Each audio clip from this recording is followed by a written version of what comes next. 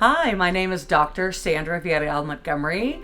I am the president and instructor with Viamont Educational Consulting. I'm here with the lovely licensed therapist and one of my BFFs, Julie Thigpen. Julie, would you like to add anything about you and your services? So Sandra and I have known each other for quite a while and had some collaborations on many things. I am a registered play therapist here within the community and supervise and train other play therapists besides seeing my kids here in my office. So I'm glad that you're here, and I'm looking forward to sharing some things with your clients. Wonderful. So today I'd like to talk to you about a very common thing, especially during the spring, test anxiety. Oh, yes. We have STAR tests, we have AP tests, we have End of the year SAT, testing. end of the year testing, you name it. There's a test for whatever you need in whatever area. So let's discuss what exactly kids can do, families can do, young adults can do to help minimize test anxiety. Test anxiety is something I think, unfortunately, our schools have been adding to, not meaning to, by trying to prepare kids, even kids that aren't taking tests in younger grades. By the time it's their turn to take tests, they're primed for test anxiety. I see that in the fact that they are losing recesses, they're losing opportunities to go to libraries, the discussions with all the adults and their anxieties are bleeding off onto the children. And then the parents are trying to figure out how do we reduce that. And so some of the things that are the basics that I encourage for parents is to reduce the test by making sure that kids know doing their best is the goal, not a grade.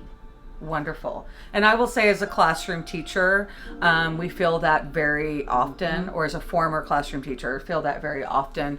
There's pressure on the teachers and the schools as well to perform, to get funding, to get grades. So everybody's getting graded in this process. And unfortunately, that conveys out to the children. And you brought up some really good points. And their anxiety when they're the ones that have to produce the grade, not all the adults around them. That's hard. Yeah. Yep. That is. And so by the time they come in and I'm working with children, or when I've gone and consulted with schools, some of the things that the parents are probably hearing from their schools: good amounts of sleep, healthy breakfasts, making sure that children have an idea of even playing is as important as studying, so that their brains are able to rest. And I think today what we wanted to talk about was specifically STAR breathing. Yes. Okay. Exactly. And so STAR breathing is there's so many different ways that we're trying to encourage kids to take a breath, to calm themselves down. That breathing is something that resets your nervous system. Exactly. By taking deep breaths and allowing oxygen in to kind of support the system in a different way to kind of calm things down. Okay. Also, one of the other things about breathing is it can be a way for children to not think about the things that they're stressing about, but to consider what they're doing with breathing. Okay. So it's a way to distract their mind so that the mind can calm down and regulate better. Okay. And so I've been using STAR breathing and have actually taught it to a few different schools around STAR testing, because there's that connection that kids like. And so should we go ahead and start? Yes. Show you? So show me your stars. All right. So Miss Sandra, I'm going to pretend that you're somebody I'm trying to teach, and so I'm going to have you follow along with me. Okay. And we'll kind of go through the process to kind of show how I explain that to children, and then we'll get a chance to practice it as well. So Wonderful. First of all, we're going to take our hands. Okay. And I like to tell kids many stars have the 5 points, like our 5 fingers, so we're going to twinkle them every once in a while. Okay. So we're going to start at our wrist below our thumb, and each inhale we're going to go up, and each exhale we're going to go down, but when we stop at the tip we're going to twinkle. What this is doing is allowing kids, instead of you have to take deep breaths in through your nose and out through it's just getting them to focus on breathing. There's a sensation as they touch their fingers that kind of helps them stay connected.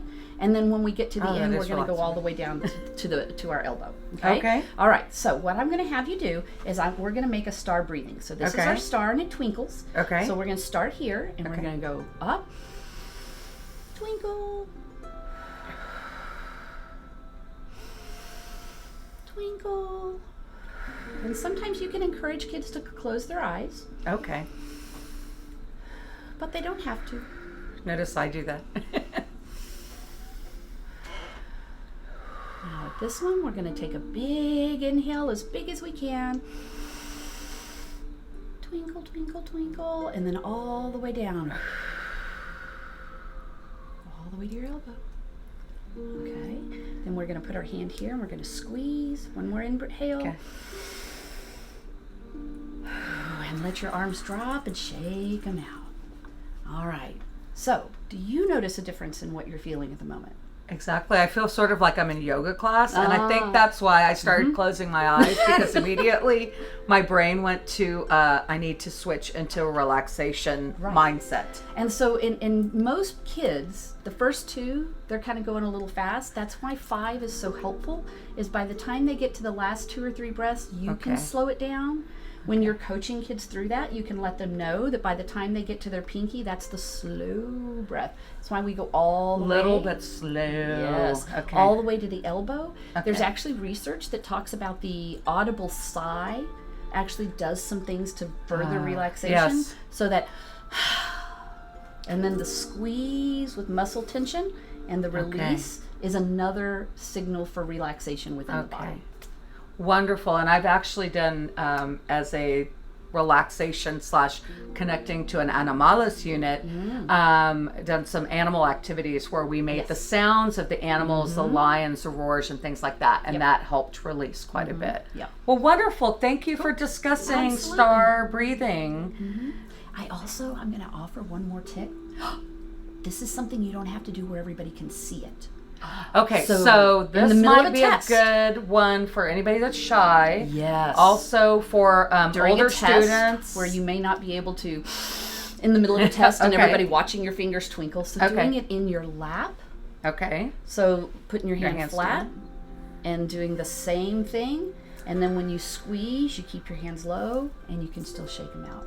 And so it's something that can be done that's a little bit less obvious to other people, a little bit more incognito. And allowing you to relax. Wonderful. So even for ourselves as adults, I could sit there, put my hands on my lap and go, yes. Or maybe not even close my eyes like I'm doing right now out of habit. Just looking down at your fingers. Looking down at your fingers, focusing on something else. Beautiful. Absolutely. Well, thank you, Miss Julie. Thank you, Sarah. For a wonderful star breathing, anti-anxiety test tip. Yes. Thank you for having me.